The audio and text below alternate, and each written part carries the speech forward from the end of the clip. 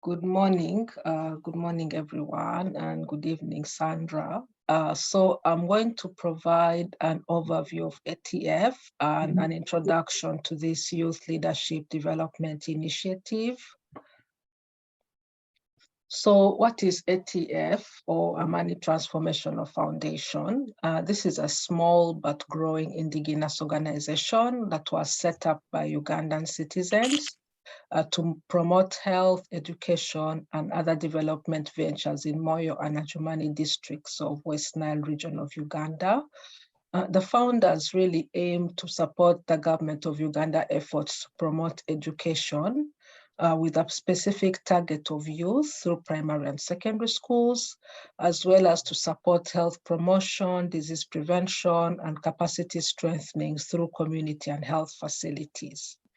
We partner with the education and health leaders in the two districts. And in addition, we aim to promote sustainable development projects in the two districts. In the Madi language, Amani means for us. So this is a foundation of ATF. We aim to do things for us, to do them by us and with us. So we focus on youth, meaning that we work as an organization that is youth-led and youth-centered. Around listening to the voices of young people to shape how we work, but also working with young people to generate ideas. So in terms of the mission and vision of ATF, we have a mission statement, which is to create access to education, healthcare, and development opportunities for women, men, and young people through partnerships and community engagement approaches. Our vision is that women, men, and young people in Adjumani and Moyo districts are healthy and can effectively contribute to personal and community development. We have core values, so we are really keen to be committed in what we do. We're keen to be transparent. We encourage diversity of ideas and opportunities. We aim to be respectful of all the people we work with, whether it's our clients or our partners or ourselves. We also promote integrity, and we also aim to be accountable to the people we serve and the people we work with.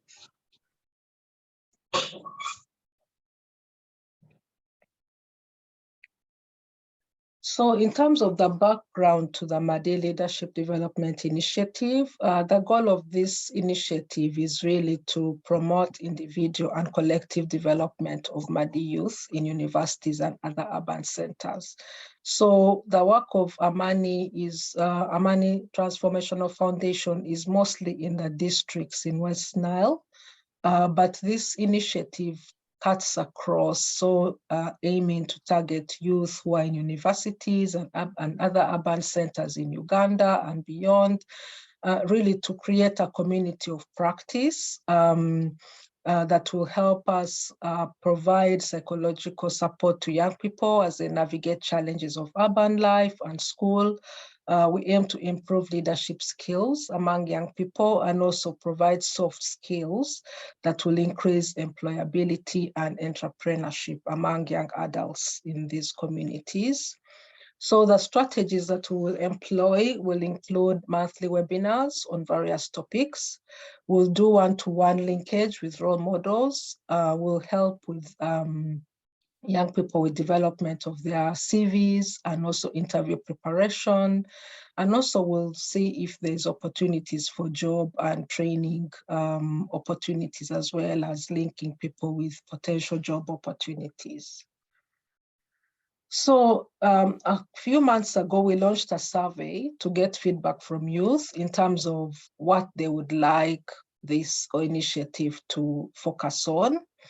We targeted youth in university and early career level. We used Google to get this feedback, and we had the youth prioritize topics for this initiative. We received a total of 36 responses, and I'm going to be sharing this with you all. So in terms of career development, youth would like support with skills building to improve career prospects, as well as with information technology skills. So as you can see, there's quite a wide range of career development topics that youth mentioned. So we have like how to prepare for a job interview, how to prepare a job application, ensuring that you get noticed, how to improve information technology skills scored quite highly, as well as building skills to improve career prospects. So those are some of the topics we've identified there. In terms of leadership development, youth would like training in emotional intelligence, developing leadership opportunities, as well as women in leadership. I was really happy actually to see this women in leadership because it's a specific area, and I think some of our young women and girls can benefit from this aspect. But also emotional intelligence is a very important area to grow in as a youth and as an aspiring leader in the world. And then just thinking about how to identify leadership opportunities within ourselves and within our communities. So that's also going to be an interesting topic that we dig into.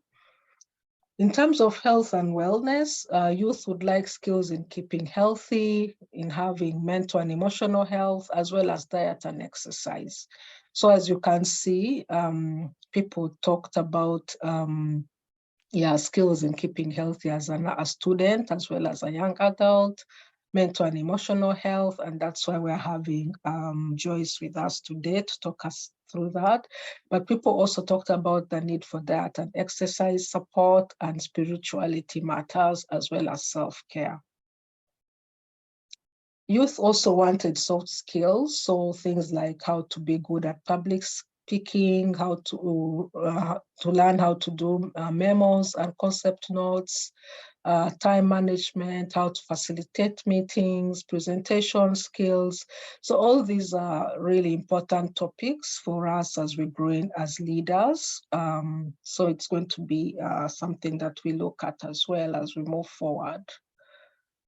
In terms of career paths, so we really wanted to see like what career are these youth aspiring for? And the key career paths identified included entrepreneurship, which is really great because, yeah, there are not enough jobs in the world. If we can aim to be our own job makers, then that's really good. People also identified working with NGOs, agriculture, healthcare, working with international organizations, as well as public service as some of the career options that they were aspiring for. I was also very interested to see art. It's really good to think about that in terms of if you have a talent in art, how can you grow in that area?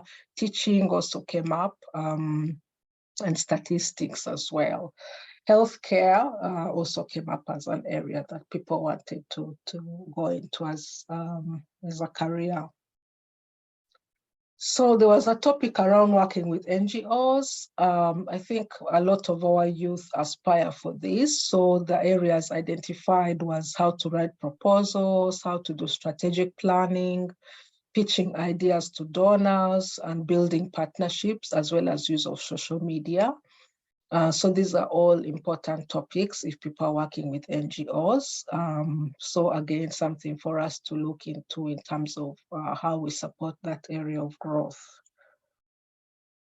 So in terms of the way forward, we have the first webinar today, and we are really excited to have Joyce Bako with us for this.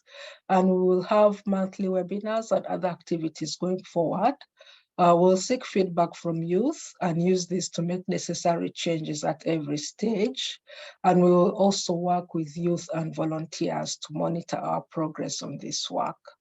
So with that, I think that's the end of my short presentation. Thank you. Thank you so much, Dr. Lydia, for that brief overview about ATF. And our next presentation.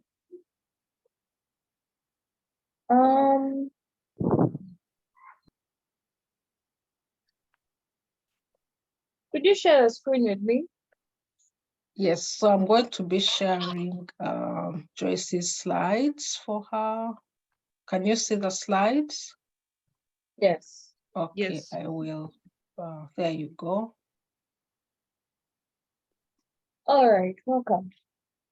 Okay, so before she actually speaks, I want to give just give honor where it's due and just give a brief bio to Okay.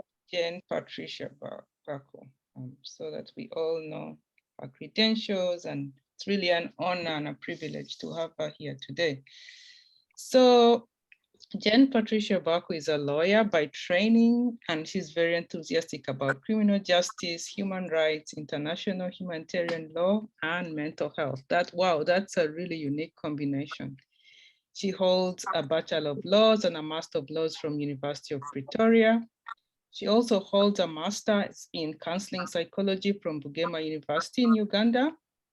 She has experience working with different organizations on the issues of international criminal justice, transitional justice, human rights, and international law.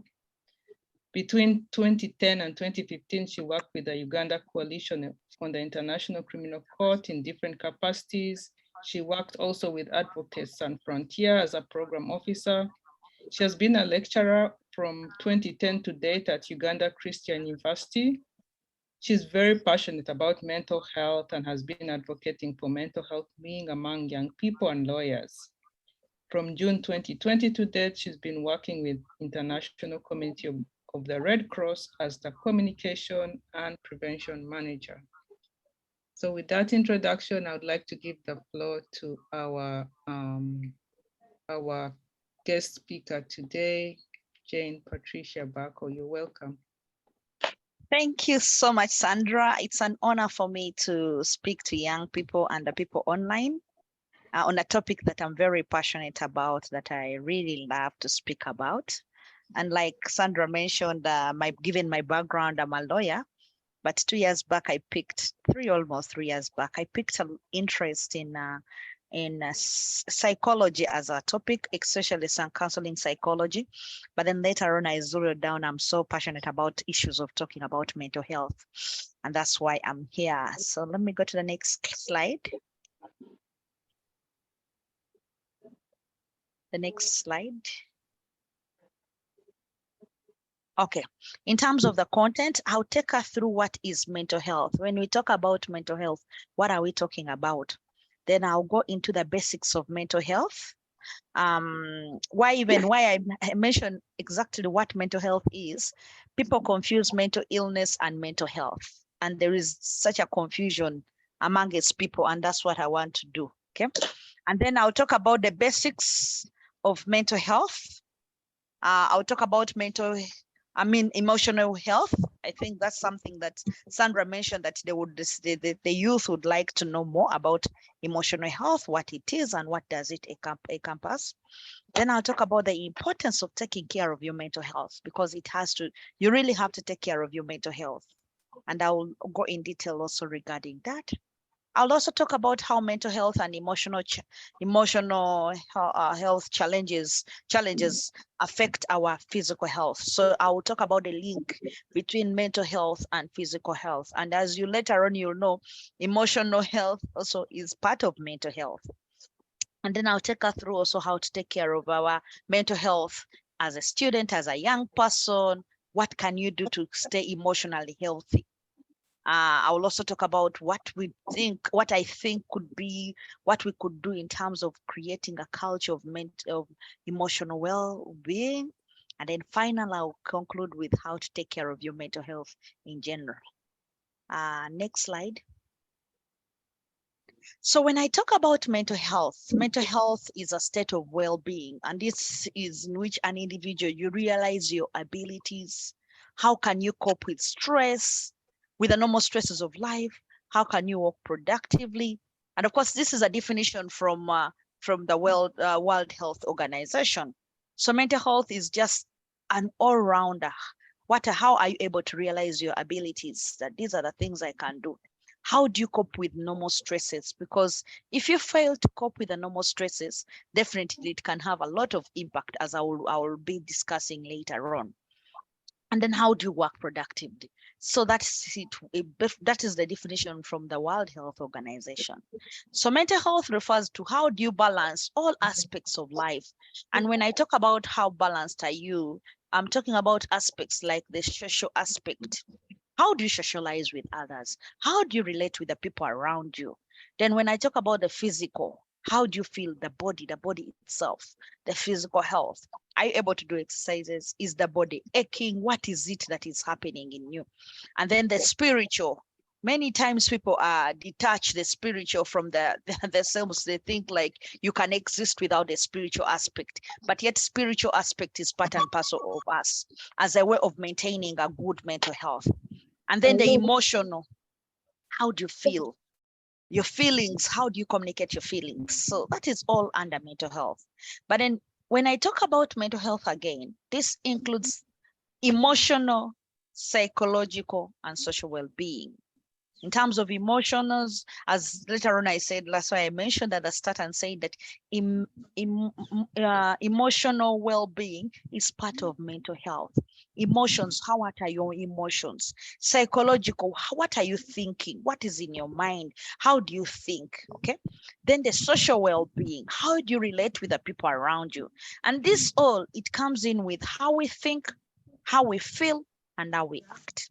So that is part of the mental health that we talk about when people talk about mental health. They are basically telling you, how are you thinking? How are you feeling? And how do you act? Because how you feel or what you think will affect your feelings. And in the end, it will also affect how you act.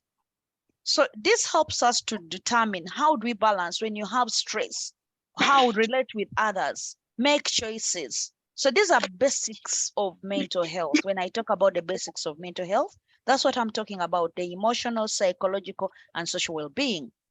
And it has to do with the thinking, the feeling, and acting. These move hand in hand, okay? So mental, there is also an aspect of mental illness. And now mental illness comes in as a result of where someone's mental health is affected. And then they bring in the mental illness. And mental illness is so broad, I don't want to go into it. Where we see people and they say this one has a mental issue. How is, when you see people moving, talking by themselves, many of us tend to think, okay, this person, what's wrong? People are dealing with a lot of things to themselves. By the time they reach to undress, then that is the climax. Okay. So, but it's as even, I mean, someone can be amongst you, but has a mental illness in themselves. Maybe they have bipolar that comes in on seasons that they become a bit like they're psychotic and all those things. So that is meant then when it refers to mental illness. So as your mental health is affected, it will bring in mental illness. But we don't have to reach at mental illness level. We can deal with our mental health and be better and become better. So mental illness refers collectively to all the diagnosable mental disorders. And like I mentioned, there are a lot of disorders. There's a lot. We have narcissists around us. We have people with personality disorders, people with OCD, obsessive orders and all that. So there's a lot of disorders, and these disorders are related to mental illness. So mental conditions involve significant changes in the way we think, emotions, and behavior. When someone is experiencing mental illness or mental health challenges, it will affect what they think, the emotions, the behavior. So when you see someone is starting not to eat, someone is locking themselves, sleeping the whole day, they don't want anyone to come next to them, just know that people are dealing with something and they need help. So this comes in with distress or problems functioning, and this affects us, how we function in society, the work we do, the family activity. It has an impact that comes in because your mental health is affected. So it's very important also to note that health is much more than the absence of disease. But health also has to take into consideration of the physical, mental, and social well-being. So when we say someone is healthy, we don't mean that the person has no disease. Yes, the person has no disease, but that is not it. We look at also the physical state. We look at the mental state. We look at the social well-being. All these affect our health. Okay. Next slide. So that is basically what is mental health. Now, when I talk about what is emotional health, as we know that emotional health is part of mental health. So this is how we think. What are you thinking? Then it talks about how do we feel? What are your feelings? And I liked the exercise at the start of the webinar. It was very interesting. Think, what are you thinking and how are you feeling? So this has to do with our emotional health. And then what is your ability to cope with life situations? Not all of us are able to cope with life situations. Some people are really affected that they cannot cope. You see people, their lives are falling apart. Maybe because they're experiencing a situation that their bodies or their minds or their thinking cannot comprehend, and that affects them. So what is your ability to cope with life situations? Can you adjust? Can you manage stress? Can you deal with issues around you and they do not affect you so much? So that is all about emotional health. Then are you able to acknowledge your feelings, that this is how I feel right now? For example, you could say, I'm feeling very angry, or I'm feeling very sad, or I'm feeling very happy. Acknowledging our feelings and knowing that if you're feeling very sad, what can you do to get out of this sad moment? Or are you even able to acknowledge the feelings of others? We have people who are emotionally, I don't know what, detached. They don't feel anything from anyone. They're in their own, I don't know, I want to say they're in their own world, but they have no emotions. That is a sickness. Okay. So let's not take people and say that person is strong. They don't show their emotions and all that. So that is very important for us to know that when you talk about this, are people able to acknowledge the feelings of others? If you know that you cannot acknowledge the feelings of others, then you're not emotionally healthy. There are issues around you to deal with. Let's go to the next slide. So why do we need to take care of your mental health? Why is it important to take care of your mental health? And maybe I didn't say at the start, I'm a believer, I'm a born-again Christian, but also my course tells me not to impose my beliefs on others. I try to limit, but I had no way out to bring out this. So allow me to use a scripture. For those who don't believe in the Bible, I apologize. I said that there is a connection between our mind and our body. Your mind communicates a lot to your body, and then the vice versa. So when your mind is disturbed and all that, their body will react. That's why you'll see someone having a lot of maybe body aches. They're having challenges in their body, but it's the mind communicating. So I refer to the book of Proverbs 23:7, which says, as a man thinketh, so he is. What you think is what you are. So if you think bad, if you have only negative thoughts in your mind and all that, they will affect your body. Either the people who can't explain, they'll say, I'm feeling so weak. But then it started with their minds, and their minds communicated, and then their bodies are reacting. So as a man thinketh, so he is. So what are you thinking about? That will determine how your body is feeling. How you're feeling in your body, and also it will communicate to the mind. So mental and emotional health affects your behavior. You can't run away from that. Affects your emotions and affects your thoughts. Okay. But when you're emotionally well, it will also impact your productivity and effectiveness in everything you do. If you're emotionally well, you'll be able to perform your work. If you're a student, you'll be able to concentrate in your class. If you're youth and let's say you're doing you're employed, you'll be able to perform very well because you're emotionally well. But should you be unemotionally well and you're feeling so you have a lot of things disturbing you and all that, then the productivity at work will be zero. And if it's a class, you'll be failing to concentrate, your studies will be affected. So having a good mental health means we are able to connect, function, cope, and thrive. These things are very important to us. That when you have a good mental health, then you're able to function. You're able to connect with others. You're able to cope in terms of any life situations of stress, because stress is unavoidable, and that is something I can talk about later if given an opportunity. So it's unavoidable, and because it's unavoidable, you need to know how do you cope with this stress. So people with mental health challenges or conditions are likely to experience low levels of mental health, well-being, and all that. So you need to take care of your mental health. Why? Because it improves the quality of your life. It will improve how you function. It will increase your life expectancy. If your mental health is not well, there are things right now you may say, but it's okay. But then later on, it catches up with you and your body is falling apart and you're failing to cope with everything around you. So it's very important that you take care of your mental health, and it starts with you. The power is in your hands to determine what can you allow into your space, because what we allow into our lives affects us eventually.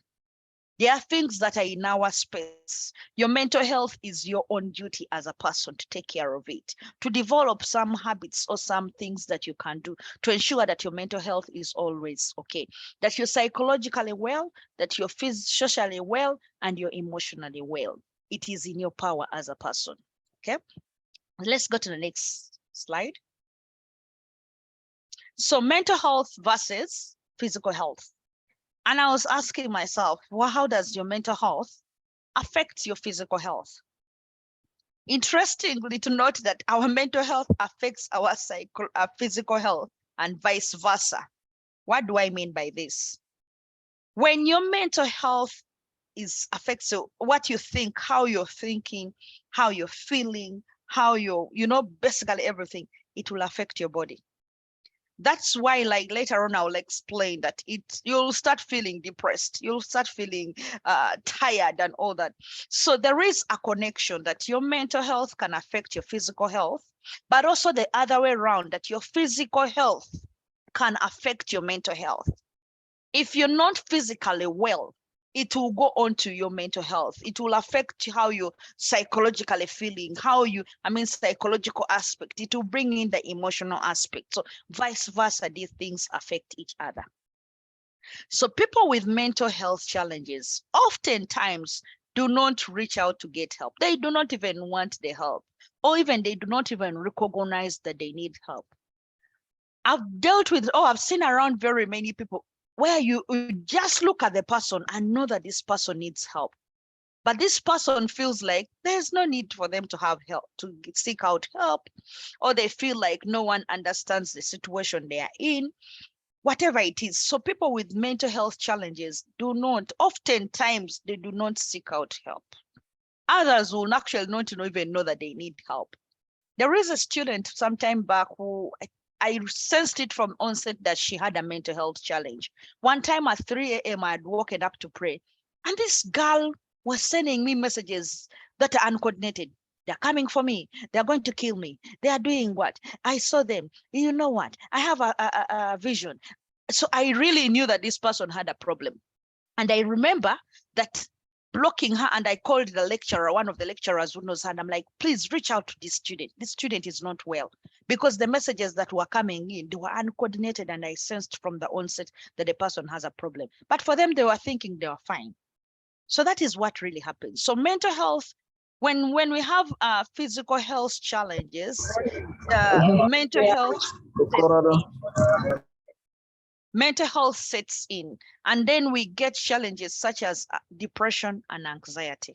That is one of them. There are quite a number of things that can come in, but when you hear people depressed, it is okay to be depressed for a short time.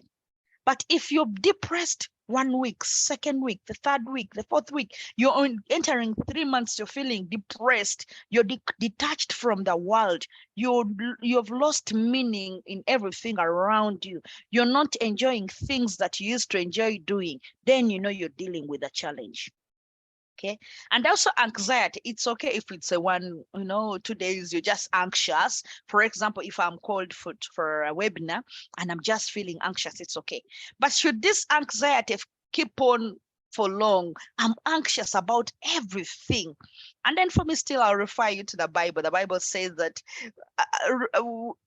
take all your burdens to the Lord. Take all your burdens, the anxiety and all that, he can deal with it.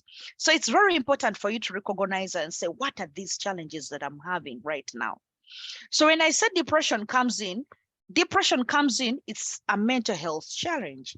But this depression is going to bring in different things. For example, you'll get headaches. I've had people who say things like they're having constant headache. If you're having a constant headache, first go back and examine yourself. How are you feeling? What is it that is going on within you? Okay.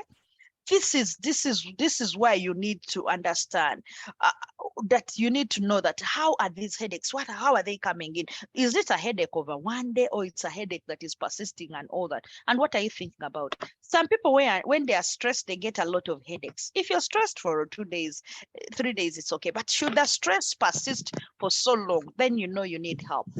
So these issues of depression and all that, it can come in with fatigue.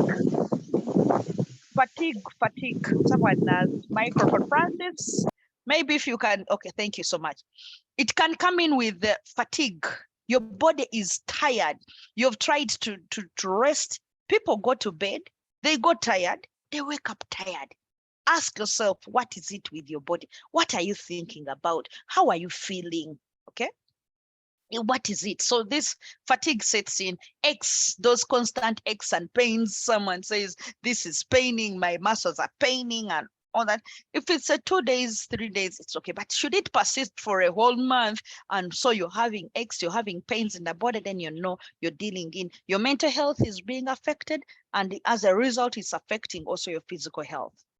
Then there is this insomnia, an ability to sleep. When you can't sleep, the people will say, I can't sleep. Should it persist for so long, just know there is a problem. It's okay to lose sleep for 2 days or 3 days, but should you have a month you're not sleeping, the second month you're not sleeping, you go to bed tired, you wake up tired, inability to sleep. It has to do with our mental health, and it's affecting our body, and it's affecting everything. Then there is restlessness, where you're just restless. Someone, for one reason, you fail even to explain why you're having this restlessness. So then there is a problem. So you need to attend to your physical health, because your physical health will help you it will improve your mood, it will enhance your mental health, and it will lessen anxiety. Later on, I'll be talking about where you need a bit of exercises and all that. So mental health is your physical health is very good, because if your physical health is not good, then it affects everything. It will affect your mood. It will affect everything around you. So these two things are connected. Then a healthier lifestyle is equal to happiness. When you have a healthier lifestyle, people who have a healthier lifestyle or healthy lifestyles, they're happy. They're happy people, because they're routine, or they have some way they exercise, they meet up with friends, they go for fellowship, they have things that they're doing. Okay. So avoiding unhealthy, also it's very important that we avoid unhealthy habits. For example, drinking. People will tell me drinking little what, but drinking, if it's say over drinking, it's bad itself. So you avoid those unhealthy habits. Are you drinking for just a glass of wine, or you're a person who can't drink, you can't sleep without drinking? Then you know you're dealing with something more than what you're seeing. Then smoking, eating unhealthy food. So in a way, because of this, it also has, some people tend to eat a lot when they're stressed. And when they eat a lot when they're stressed, if you're eating a lot for a long time, of course, you know, it comes in with body weight. I'll tell you for a fact, when I feel stressed, I want to eat junk. Then the moment I start craving junk, I know there is something bothering me in my mind, and I need to address it very fast. But should I ignore it, then I eat junk today, tomorrow, and all that? You can't eat junk for a week, and you think you won't put on weight. So that eating unhealthy food also is an issue. Then mental illness, stroke challenges directly impact our health, our physical health. every mental health issue will directly affect your physical health. Because let's say mental illness like a disorder, or someone has bipolar, they won't be able to exercise, or they're having they're psychotic, they have things in their minds and all that, they won't be able to take care of their health, physical health. When someone is maybe challenged mentally, some people tend not to eat at all. They do not want to eat. They do not want to sleep. Some even take it to another level. They do not want even to bathe. They're just there. So you know that these are issues that are coming in, okay? The next slide, please.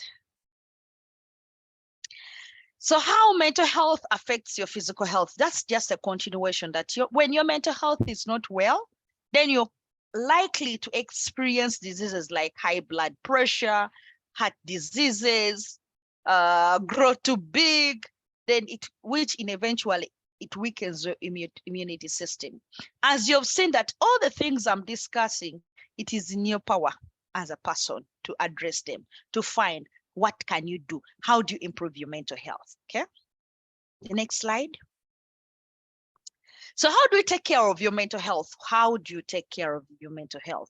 So this covers the emotional, psychological, and social well-being. If you still recall on my explanation of what mental health is, okay? So it covers all that. I don't want to emphasize it, but I've been mentioning it also, is exercise. You don't have to do the exercises for so long. It can be maybe you're doing skips, you're doing some sit-ups, you're doing some whatever it is, but make sure your body is active. If your body is not active, your mental health will be affected, okay? So exercise and exercise and exercise. Then the other thing is get enough rest. People tend to, the moment you, like I mentioned, the moment you see that your sleeping pattern is being affected, then know you're having issues and you need to address it. But if you're not, normally when you're fine, get enough rest. There are some people who will decide to watch movies the whole night, and then at 7 you're going to work.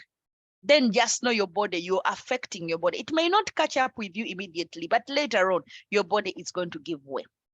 So get enough rest. Eat healthy. What do you eat is very important. Are you eating only junk? Are you eating a balanced diet? Of course, I've dealt with students who tell me, but madam, we don't have money for food. And I'm like, okay, basically, at least if your parents have given you money for food, don't go and buy only junk. Try to see whether you can get some vegetables. You can eat something that is healthy, okay? Do exercises that you enjoy. And I said productive ones. That's why I put on a question mark. Because some people may say, but for me, I enjoy drinking, or I enjoy whatever it is. That might be an activity that is not good. So do activities that you enjoy. If you enjoy dancing, turn your music in the room and dance. If you enjoy listening to music, listen to your music. If you enjoy doing walks, do something that you enjoy. And that is not someone else to dictate it to you. You know yourself. You know, what do I enjoy most? If you enjoy, for example, destructive things, then you know you have a problem. I spoke in one of the webinars and someone says, but what if madam, me, I enjoy having sex as a pastime when I'm stressed? And I said, okay, there is a problem, because then you know there is a problem. Are you having it with your wife, with a girlfriend? Are you having it with whoever you find? Then there you also still ask yourself, go back and find productive ways of things you enjoy. Then I also say, practice mindfulness. Pay attention to the present moments. When I practice mindfulness, what I mean is that you could just decide to sit, close off the world of whatever you're thinking, and practice. Pay attention to the present moments. What is happening? I always tell people you can even try doing breathing exercises, whereby you take breathing like maybe in, out, like 10 times. If you feel a bit of anxiety around you, you feel.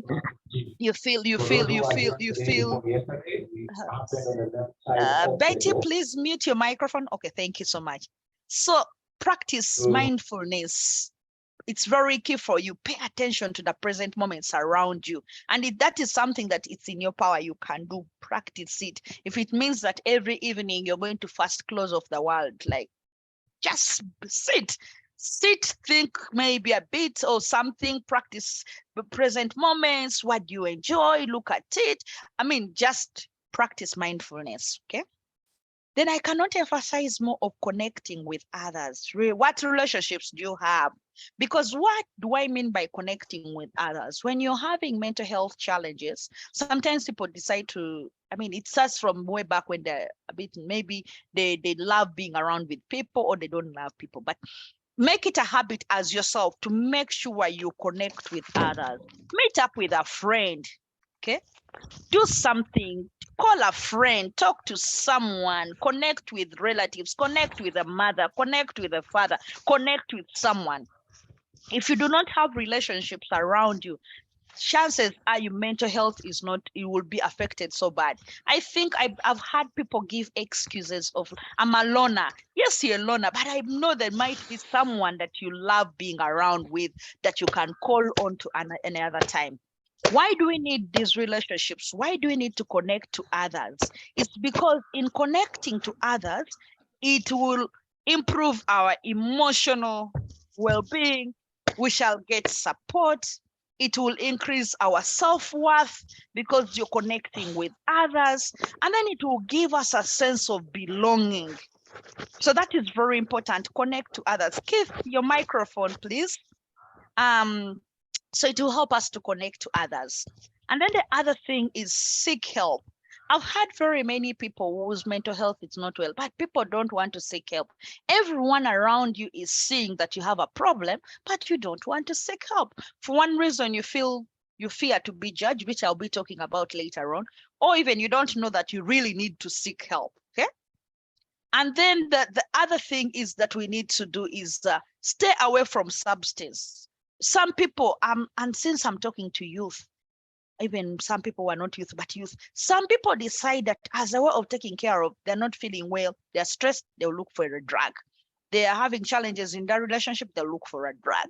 They are broke, they're having financial challenges, they would look for alcohol and all that. So stay away from substance, because why? For a short, they have a short-term relief. They'll make you feel that you're okay for that moment, but it has not gone away. Tomorrow it will come up even in more and more and more. So stay away from substance, because why? They have short-term relief, and find more constructive ways of how to take care of your mental health. The next slide. And I mean, how do you create a culture of emotional well-being? I was asking myself, because Sandra asked me to address this. How do you create a culture of emotional well-being? These are some of the things I thought about. Have support structures around you. And this could be both at the university or in your workplace or in your home. Have someone to speak to. Support structures are very, very key for us. And this is a culture of ensuring that our both emotional well-being, which is part of our mental health, is okay. Then we need to fight stigma. Stigma is very good. Why? Because many of us, when we see someone getting challenges of mental health or is having challenges and all that, we even make it worse. We stigmatize them. So let's fight stigma and be champions of mental health well-being in every sphere or everywhere we are. If you sense someone is not well, let's see how can we help this person, then rather than stigmatizing them and saying, you know, before I studied psychology, I used to hear people saying that one is mad. They're not mad. They're just having mental challenges. So how do we fight that stigma? We need to find ways. Acceptance of people and finding and being support to them. And then the other thing I say that how to create a culture of emotional well-being is belong to a religious group. Unless you're an atheist, but if you belong, you have a belief, either you're a Muslim or a Christian, belong to a religious group, practice your religion. Religion is one way of how we can ensure that we're emotionally well and you have our mental health as well. Because through religion, we connect to God. For the Muslims, then we connect to Allah. So it's very important to belong to a religious group. You can have fellowship, you can do whatever it is, but in your religious spaces, it's a safe space than out there. Then think positively. Think positively, think positively. What do I mean by thinking positively? Many of us, we have a lot of negativity within us. Everything, we look at it in a negative. How about practicing replacing our negative thoughts with positive thoughts? Even when something you feel like it's impossible, just speak to yourself and encourage yourself and say, you know what, but that is possible. Think positively. Choose to look at the good in everything around you. Then the other thing, learn to do things on time. And then when I tell the youth, even those who are in workplaces or students who are in universities, doing things on time will help you so much to work on your emotional well-being. Why, when I have coursework, for example, and I've done my coursework on time, I'm not going to panic. Anxiety is not going to set in. And I'm not going to have those palpitations, my heart running very fast, my thoughts racing because I did not prepare well. Because if you did not prepare well, or you did not learn to do things on time, then chances are you'll even fail to sleep because your mind is racing, okay? For if I'm speaking to students, I'll tell them prepare for exams or coursework on time. It does not kill you to start every other time drawing up a timetable and preparing for your exam than waiting the last day and having sleepless nights. And then having worked in a university setting for so long, you see students are like zombies towards examination. Why? They did not prepare well. They took their own time, and that affects even how they think. Others will not be able to eat. You will see they're untidy. Why? Because of failing to do things on time. If it's a workplace, if there are people are maybe on the call who are working, how do you do your things at work? Do you wait for the last day when the deadline has come and then you remember to put in more hours? Of course, that is going to affect you, okay? There are people who will tell me, I've had excuses of people tell me, but for me, I'm good working under a lot of pressure. You are good working under a lot of pressure, but you don't know that you're affecting your mental health. So learn to do things on time. For the students or the youth, I also think of an idea of forming of well-being clubs or mental health clubs. I think in Africa, from even when I was doing my studies, is that we tend not to want to talk about things. We want to run away from things. And it's very important for us to form these clubs, to form these spaces, self spaces where people can come and talk, share your challenge. You may think your challenge, another person also may have another challenge. So formation of well-being clubs are very, very key. Through the well-being clubs, you can come up with more useful ways of how to ensure that your mental health is well. Maybe talks, maybe doing a sport together, something, but this is very that's why some of the things I'm advocating for, that as a youth youth should form well-being clubs or mental health clubs at different institutions, either at university or tertiary institutions. These are some of the things that should create a platform that we can start having these conversations without fearing for who will judge us and what. Then the other one is express your feelings. It is okay not to be okay. That's what it is okay not to be okay. When we tend as, I don't know whether it's Africans, us, when someone greets you, even if you're not well, you'll say, I'm okay. But it's also fine to tell the person, I'm not okay. Then you say, what is wrong? Then the person can maybe be able to express what they're feeling. So it is okay not to be okay. If you're not okay, it is okay. It's one way of us seeing how can we help you and maybe reaching out. So express your feelings, always be ready to speak how you feel to anyone else. The next slide, I think I'm reaching the last slide if I'm not mistaken. Thank you so much. So thank you so much. Those are some of my thoughts that I'm happy to discuss further. Thank you. Yes, thank you so much. And I think we have all heard what she has really been presenting for us. I know from our various experiences, everyone can reflect on how they have been dealing with the issues that have been happening in their lives emotionally and physically, and how they have been dealing with.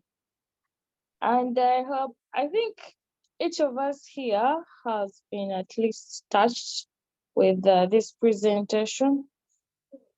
And I think the floor, Doctor, can I give the floor to any other person to also share with us anything from their own experience or any other questions? So yeah, so now we will open up the floor to questions, and I see there's already questions in the chat. Kenneth, do you see any questions in the chat? You could kind of lead us through that. We can start from the questions that have been posted in the chat. And then anyone who wants to ask questions, feel free to raise your hand, and then we will ask you to unmute your microphone. Thank you so much. That was wonderful. Yes, thank you. I will be leading us and moderating this session. I'd like to start by thanking Ms. Bako Jane Patricia for the wonderful presentation. She has alluded to so many things that perhaps we all take for granted, but I think it's important for all of us to realize that overall well-being and health starts with our mind, and we have to treat our mind as the precious object it is. Let's not neglect it, and let us try to focus on our mental health a lot. So we have a number of questions in the chat that have been asked. The first one, I don't know how we'll do this, Ms. Bako. Maybe I'll read a number and then you will respond to them. And then if anybody else has any questions, maybe you can't post in the chat. You can also put up your hand if you would like to speak directly, and then I will just let you know when you can unmute. So I think I'll start with the first questions. The first question is, at what point in time do you realize you need help in the stages of depression? Then the second one is, okay, there's one that said, if one used to use their talent to kill their stress or depression, but then with time the talent couldn't flow because of an addiction to something, what could be the solution to that? So I think maybe we can start with those two. Thank you so much, Kenneth. If someone has asked a question regarding at what stage do you realize that you need help in the stages of depression? There are quite a number of signs that someone is depressed. Many of us are, like I said, we use that word of I'm depressed. If it's 2 days, 3 days, it's okay. But should you say that these signs that I'm going to give examples to that are continuing, then you know you have a problem. And what are those things? Perhaps maybe you're disconnected from the reality, from the people around you. The things you used to enjoy doing, you do not find any pleasure in them. You are failing to sleep. You're having racing thoughts. Basically, your everything around you is in a mess. You're having poor concentration. You're feeling of excessive guilt or low self-worth. You're thinking about dying. By the time you start having thoughts, you're dying. You're suicidal and all that. You're failing to sleep. You're losing appetite or gaining appetite. You're feeling very tired. You have low energy, yet you have things that are disturbing you. This can last. If it's for the day, it's okay. But if it has gone on for even 2 weeks, you know you need help. So that is at that stage that you realize that actually I need help. Have these feelings been for so long, more than a week? You realize yes, you're failing to concentrate. You're feeling hopeless. You have a lot of things around you. Then you know there is a problem. Okay, I hope I've answered you. So there you need to seek out help. Seek out help as soon as possible. Then the talent, if the talent used to help you, but right now you feel it's not helping you, then that means you've lost interest in that talent right now. And so you need to think of what other ways can you use to ensure that your mental health is well. It could be maybe you used to do a sport and all that, and right now the sport is not working. You need to find, can I maybe practice speaking to someone? Can I then maybe practice maybe just listening to music? Can I then practice maybe my religion? So you find ways of what can replace whatever you used to like to deal with your mental health challenges. So find something to replace it. And that is what you know, that if this is not working for me, can I choose something else? Can I try this? You keep trying many other things. For me, for example, I know that when I'm distressed, I'm feeling low, music will work for me. I'll listen to my music. Even you'll find me dancing in my bedroom, or even if it needs to go for fellowship, I'll go for fellowship because I feel like I need some space that is safe for me. So that is it from me. Thank you, Kenneth. The next question. Yes, thank you. So I think we'll just be mixing them, some questions that are in the chat, and then we'll also be giving other people a chance to speak. Thank you once again, Ms. Bako, for the very insightful answers. They all call for us to come to get to an understanding of ourselves, and also just getting to know what helps us, what lifts our mood, and trying to surround ourselves with some of those things. So next we'll have some questions from people who have their hands up. The first question will be from Konsi, and then the second one will be from Ashanti, in that order, and then I will read more questions from the chat. So Konsi, please unmute and ask your question. All right, thank you. I'm grateful that I have been able to attend this. I have a couple of questions, but I think I'll ask the one that goes to the presenter and hope that maybe later on we can have another opportunity to ask in regards to the program itself. So the one I want to ask the presenter, there's something that you kept on mentioning, especially that should be able to help us with our mental health and improve it, which involves dealing and working with people.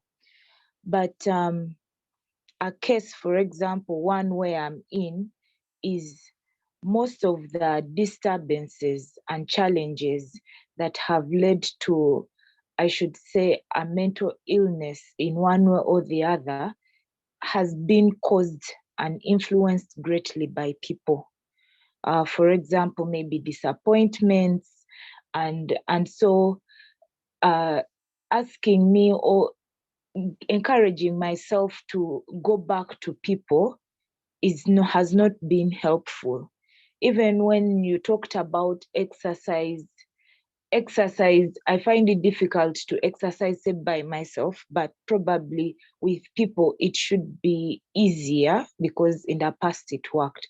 But then the issue is, how do I deal with such a scenario whereby the cause of my emotional health being unhealthy is people, and yet somehow people seem to be of a greater help? How do I deal with that? Thank you.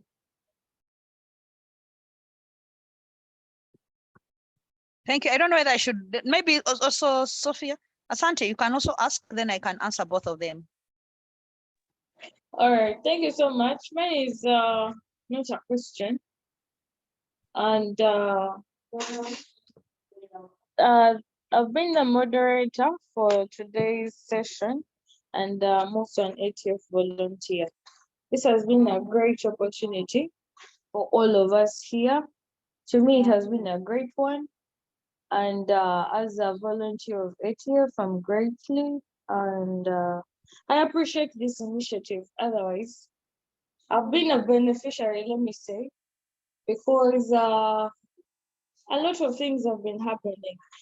And to me, I think sometimes these are the results of the mental health issues come along with the experiences that we have passed through, and the lack of knowledge on how to deal with them, and the challenges also that come around with the environment, the people that, as you say, we associate with. You find someone is going through challenges, and there are those who may know the cause, and there are those who may not know the cause.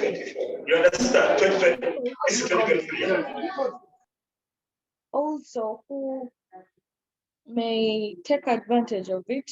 You know, our society settings are in different ways.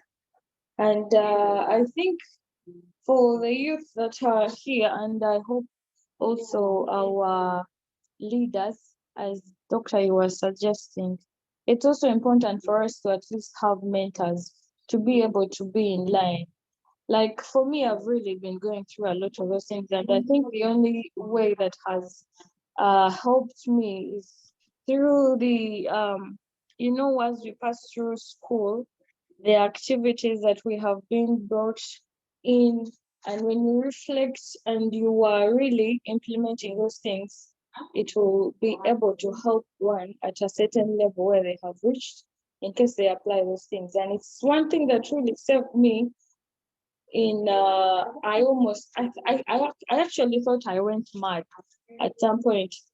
But of course, it's also from your mindset. It is very important to have a positive mind.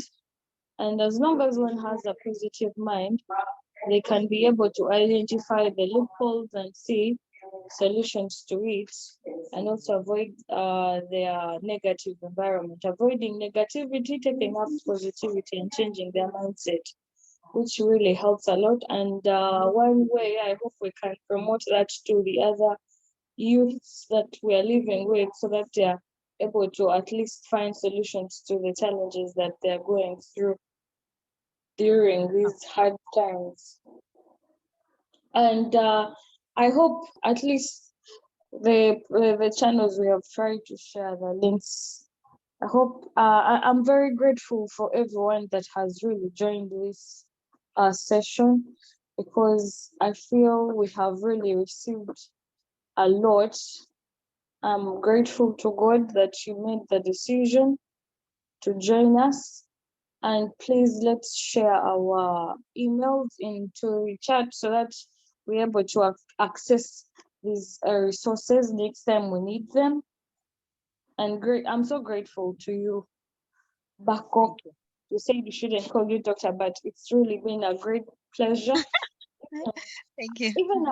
Even at work right now, I almost got confused. Opportunities come, but when you're still in that state of depression, you fail to make a decision. You fail to move. There is fear, there is anxiety, there is worry, everything mixed up. So you need to settle, first build your body, then find a way to control your mind so that you're able to make right decisions. And the other thing, as being a leader, you also need to pull someone behind. And it's also a tug of war. It's all like, it's hard, but we really try so hard. And I'm really grateful, right? So please, Thank you. let's share our contacts so that we're able to really get these resources anytime we need them. Thank you so much. Thank you so much. I think for you, it's more of comments and you are supplementing. Let me address the question raised by Consi, who says that how do you, when the challenges you're experiencing are caused by the people around you. I don't know, he didn't say around you, but the people. And so you find that they are sort of like, I encourage social network, connecting to the people and all that. I want to believe, Consi, that not everyone is bad. That's what I want to believe. So if you've had a bit of experiences, I don't believe that those experiences, this is my thinking, that those experiences have been with everyone you've met and all that. You could know that maybe perhaps it's a family. We all come from families. There might be that one person that you're free with, you can connect with, you can pour out with, you can speak and all that. So it may not be only that that it's only that everyone around you is bad. If everyone is around you bad, consider I'm going to put you on homework. Touch yourself. Put the touch on yourself and ask, what is it that is making me feel that everyone around me is bad? So surely I believe there are people who can be good to us, or whom we can connect with. It could be your mother, it could be a brother, it could be a sister, it could be an auntie, it could be one friend. I believe constantly not that everyone is bad around you. So choose the ones that you think you can connect to better and see how to do life together. But life, you cannot do it alone.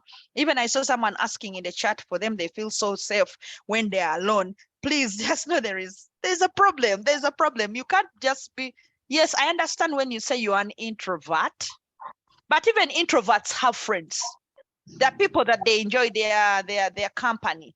They do not hate everyone, or they do not dislike every company around them. You can be an introvert, but when they still they can enjoy a few people around them. So it's very important for us to look at it from that perspective.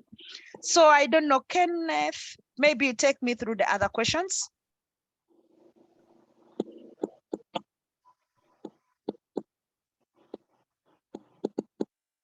Kenneth, are you on?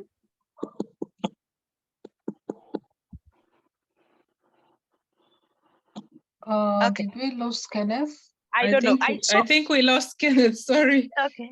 I Yeah, saw a let's- question from Lydia. I think, I don't know that it's Lydia. I just suspect she could be her. Yeah, I don't know that she's the one. She has a Because- question about childhood traumas and whether Yes. it can affect mental health. And then I have a Yes. question about where can youth seek support for mental health in Uganda. Yeah, okay. All right, okay. Thank you so much.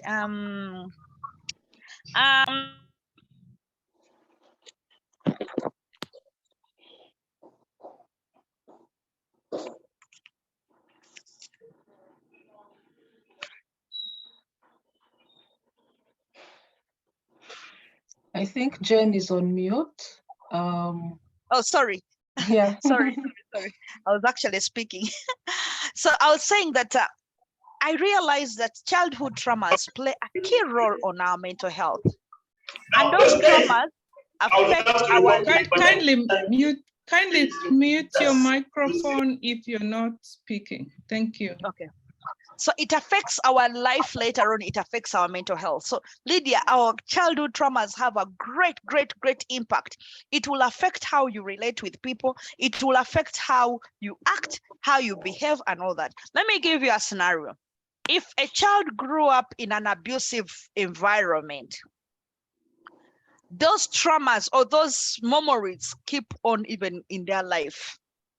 Perhaps they might be that they have lost feelings about violence around them, or that it triggers them every time they see people fighting. It brings back the memories afresh. And when these triggers come in, it affects how they think, how they relate. It affects all things. So our childhood experiences, even the traumatic experiences, children never forget. They watch. So these things we can put them in our subconscious. We put them in our subconscious, and then they can act as triggers. Either the child may become violent, or the child may hate anything that is violent around them. So whatever it is, okay. So these triggers affect us, affect our mental health so much. It will affect how we think. It will affect our emotions. It will affect how we relate with others because of the experiences that a child had when they were young. So these things really go on. And during my sessions when I'm giving counseling, sometimes someone can come to me and they're sharing with me, maybe they're speaking to me, their case with a client. We call them clients. So if a client is telling me their story of what has been their experiences, chances are that I'll be able to pick up issues and know that maybe this is an issue that is coming from childhood. And then I'll have to go back and ask the person, how was your childhood? Did you grow up with your mother? Did you grow up with your father? How was the relationship between your mother and father? It could be someone has a relationship problem. How was your relationship within your mother and father? When you go back to trace, you really see that these issues are coming from childhood. They are not just emerging from nowhere. So that is very important. So our childhood traumas or experiences contribute to our mental health. And that's why we need to address them. And when I go into a session with a client and they realize that there is a lot in the background regarding the childhood upbringing, then we have to go back and first deal with that before we deal with the problem before us. Okay. For us, we call it in psychology, we call it the presenting issue. Person might be telling me the presenting issue and I'm hearing repeats of something, and yet it's something that happened long time, but just because it is also connected to what is the person is experiencing. So childhood traumas play a key role. Where to get these mental health services as youth? I think there are different organizations that offer mental health. It's just that they do psychosocial support. And like I mentioned, mental health is wide, deals with psychological, emotional, and social well-being. So different organizations in Uganda offer psychosocial support for people who are maybe need help. I know about Mental Health Uganda. I know ACTV, Action for Center for Treatment of Violence and all that. They do also counseling. There are also other organizations that are emerging who offer support to the people for free. But then also there are those who pay, licensed counselors who can charge you maybe 50,000 per hour, 30,000 per hour, depending, or others can charge you 100K per hour. So if you really see that it's important for you to get help, seek help. There are organizations that could offer free support. And then the others that can maybe individuals who charge to be able to speak to the person. So this is This is what I can say, but there are quite a number of them in Uganda that could offer those supports where there are challenges. Thank you so much. Thank you so much. Just in addition to the NGOs that do provide the services, right in Germany here, we have ATF. We do provide those services to the school sectors. And apart from that, we're also working together with other partners to provide those services. We have got GRS. They do provide psychosocial support services. There is Peace Hospice. They do also provide those services. And we have also got War Child Canada. They do provide those services to the refugees and also hosts. Then we have Strong Minds. They also do provide those services. Okay. Then there is World Vision. World Vision also provides psychosocial support, both for children and for the adults. There is PM Plus that also they do provide. So many of them are available here. And the only thing as youth, we need to find out where they are. And in case we have got those individuals going through such cases, we do refer them to these specific people. You know, it's hard to get those, it's hard to approach them, but because you first have to look at the person. You look and link, right? That is the first aid for people facing issues with mental health. So yeah, that is it. Someone can also add those that we know are there, so we can also be able to know where we can get that help. Okay, thank you so much. Let me first address, I see Jethro had a question regarding the sleeping patterns, and he said, what if I feel better to work in the night or overnight because of the better concentration to solve the issue of insomnia? So, I mean, that is just another thing. Some people think they work better at night and all that, but what is your kind of work? Because you might say you work better in the night, but yet during the time you're expected to be on your desk working. So what happens? How do you compensate that sleep where you didn't sleep the whole night you're working, and now during the time you're expected to work? So it depends on your kind of work. If your kind of work requires you to work in the night and during the time you can sleep, it's also okay. But if the work, there's no sleeping, like during the time is a normal working day, then you know it's affecting you. It's affecting you your sleeping pattern, and it's affecting the issue, or it's affecting basically how your sleeping patterns. And then also you say working out kills stress. What could people do sports more to lower their mental health? Why do people, you have to do if you can manage to do the jogging, the exercises and all that, it is also fine because it kills out stress. Some people can tell, they always hear them say that they are always stressed, but then the moment they work out, they feel much better. So it depends. You need to just know how to manage so much. I think that's it from me. Thank you. Okay, so I see other questions, and I know we've gone over time, Yes. but let's give it another 10 minutes and then we'll stop at 11:30. So Kenneth, do you see more questions in the chat? I'm seeing Yes, a question from Jim Hill. thank you. Okay, Yeah, you can take it over. Okay. I think there's still some more questions in the chat. There's a question of what can be done to help people who live in denial with mental health challenges. And then there's another question of what can society do to protect the children who have mental illness? Yeah. There's let me just chip in. The third question I'm seeing is from John Kenneth Tiondi, and he says, how can you prevent someone from natural hatred? Because there are others who just look at a friend and colleagues and feel like not to deal with them. How can you overcome such situations? You've got a question. Thank you so much. Let me address people who live in denial. Now, people who live in denial, it's very important for you, as if you notice that the person is having mental health challenges, but they're living in denial. You don't come, when you're approaching them, you don't come from a judgmental point of view. Some of us actually, you have to get skills of how to navigate this person to even allow you in their space so that you can see how to bring out. So even how you package your information, telling this person needs help, sometimes it's very difficult. Yeah. So you need to know. And I always tell people that sometimes actually for us, if you come in my counseling sessions and I discover that there is denial, how one of the tricks I always use is to enter into your spaces and actually take up the issue and say, you know what, by the way, and if I know that you are denying something, I'll start with it and tell you that also me, I'm experiencing it, or I experienced it. It will be form of like a story. And then while for me, I know that my end game is to get you accept that you need help. For example, let's say I am dealing with someone who has an issue. For example, they have been stressed and all that, and as a result, they are drinking a lot and all that. And I'm seeing that the drinking or the smoking or the what is affecting their mental health. They're drinking a lot. I'll use the lot because some people might be drinking and they feel attacked.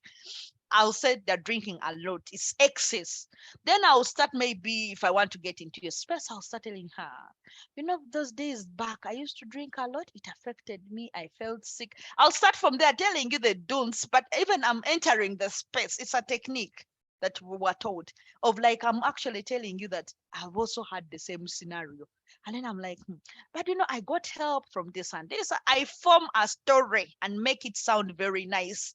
And then from when the person starts lightening up and all that. So when someone is living in denial, do not add on and become judgmental. First, act like you recognize their challenge. Act like you understand what they are going through. Even if for you're like, you want to be judgmental, at that time, keep the judgmental aspect aside and act and enter this person's space and try to understand them. Then in that way, people can allow you into their spaces and they'll be willing to reach out to help. But if you come with a judgmental, you want to fix it, you want to be can I say pushy and all that, then they will block you and you won't be able to achieve anything. So try to understand the person. Okay. Children suffering from mental health. I think when you say that quite a number of children are suffering from mental health, I think as society or as parents, as whatever it is, we have a big role to play. We need to create environments that can help a child to thrive and to grow well. Provide to the child the basics that they need. Basics. But then also the thing is that the environment dictates a lot. If the child is growing up in a very violent environment, that is when child trauma will come in. That's when the child will start having challenges in their minds because they're experiencing a lot of violence around them. So we as parents, as society, we have a role to create a very conducive environment to allow our children to grow and thrive. It starts with us. It's us who are causing actually these mental health challenges to our children. Because if a child is born, unless if it is from child or they were at time of birth, there are complications, that is different. But if the child was born normal in a home and all that, and before we know it, the child is starting to act weird, is having mental health challenges, is having mental health illness, then we just know that it's the environment, perhaps the things around them that have created this scenario, this situation. But also it's important for us to recognize it very early and attend to it. Our children shouldn't reach Butabika. Why? We need to recognize it from the onset. Be alert. If you see any changes in how the child is behaving, in their sleeping pattern, in their eating habit, in the way they relate with others, then address it. Arrest it when it's still very small, very at a lower age, so that you know how to address the issue. Sandra, you asked the last question. I didn't write it down. Sandra, you asked a question. I don't know whether it was Kenneth. Kenneth, there was a last question, or Sandra? There's a person who asked the last question. Oh, it was a question by, I think it was Mr. Tiondi, about people who have natural hatred. Yeah, people who have natural hatred. Yeah, how do you prevent someone who has natural hatred? There are others who just look at a friend, colleagues, and feel like they don't want to deal with him or her. So how do you overcome such situations? Perfect. Natural hatred. I think for me with natural hatred, I think that calls for for me, I would look at it from the spiritual perspective. If you are the one who's having natural hatred for people, you need to touch yourself and say, but why do I hate people? Some people are dealing with a lot of things. And by the way, that natural hatred does not come in just for just. It has a root. Maybe the person is fighting with challenges of acceptance from childhood. They were rejected. And because they were rejected or they experienced rejection from childhood, they think everyone around them is rejecting them. And some people will use it as a defensive mechanism to assume that they are protecting their territory, but in the process, they are hurting others.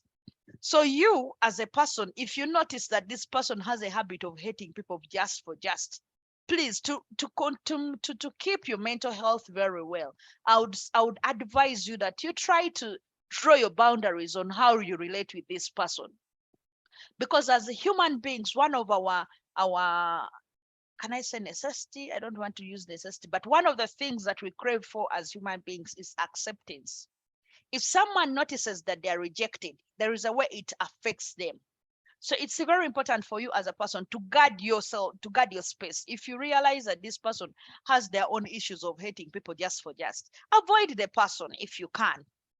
Avoid the person if you can. If you can't avoid the person and it's something that is difficult, then it's also causes a lot of issues. So we need to think how if it's you who is hating everyone, go back to the roots. What is it making you hate these people? What is it about them?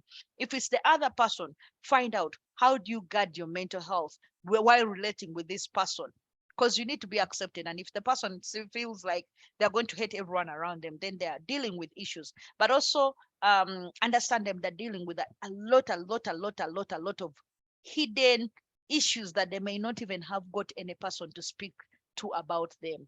So that's how I want to answer that. Thank you.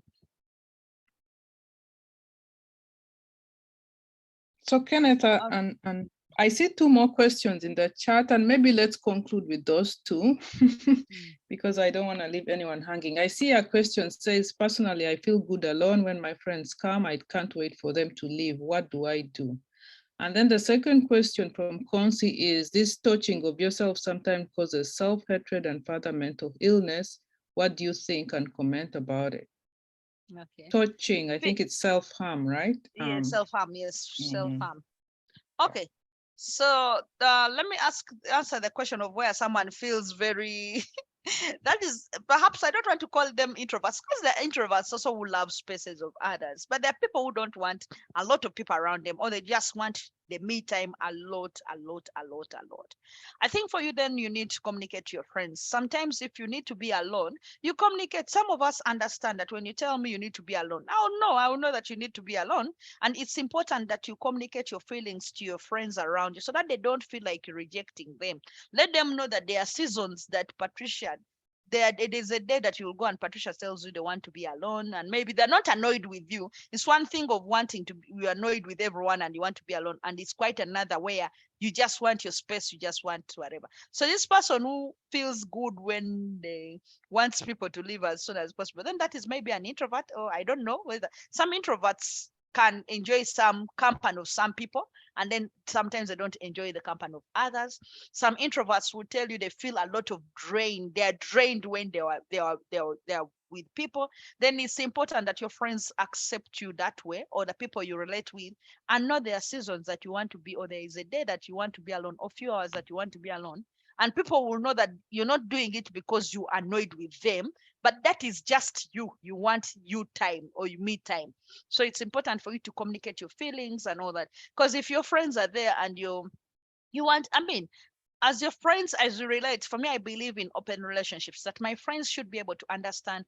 If they're really your friends, they should be able to understand you.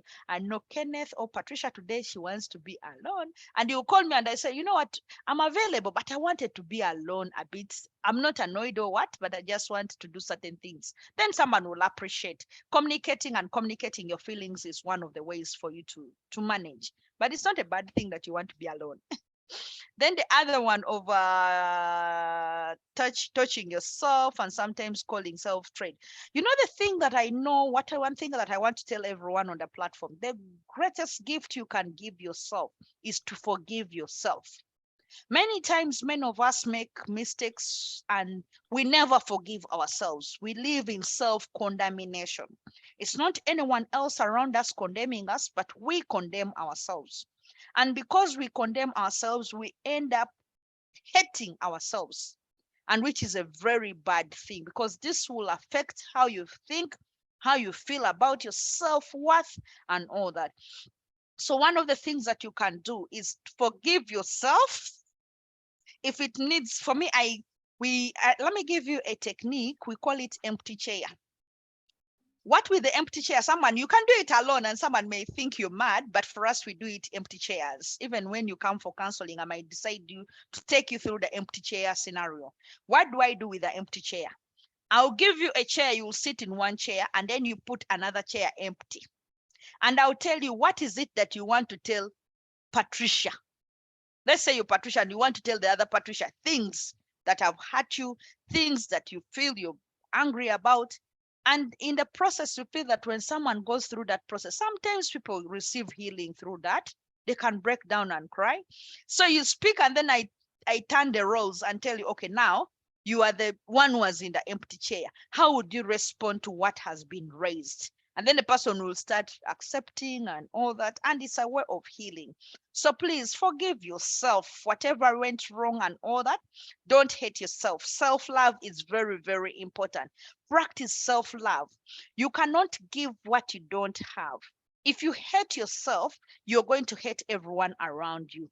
Love yourself so that you can be a channel of love and you can pass on love to everyone around you. So forgive yourself and deal with whatever it is that happened. Thank you so much. Wow. Thank you so much, Jen Patricia Bako. I think all of us have really taken a thing or two or 5 things from this. Thank you so much. Words cannot even express how grateful we are for all the knowledge and the wisdom that you've given all of us here. I think this is a very good starting point for all of us as we start this series of webinars. And I see that there's need, I actually sense that there's probably a need for another session on managing stress based on the comments that I see. So maybe in the future, we'll have a session, we'll have you back to talk about how to manage stress. But I just want everybody to also be mindful that we need your email address so that you can get information. If you haven't posted your email address in the chat, please do so. Our next webinar is going to be on August 12th. August 12th is actually International Day of the Youth. And the topic that we selected is really emotional intelligence, because this is really a leadership and a leadership development initiative. So we are going to combine like well-being topics with leadership topics. We're hoping that our next topic is going to be emotional intelligence for the youth, how to grow your emotional intelligence for leadership roles. And we'll be sending out the information next week or so. So if we have your contact information, you'll be receiving the invite to the next webinar. But we will schedule a session on managing stress, and I'm sure we'll all want to have our wonderful presenter back. Thank you so much for this very engaging and informative presentation. So with that, I'd like to wish everybody a good Saturday. We are going to close here, and I hope that I'll see you all back next month. Thank you so much. Thank you.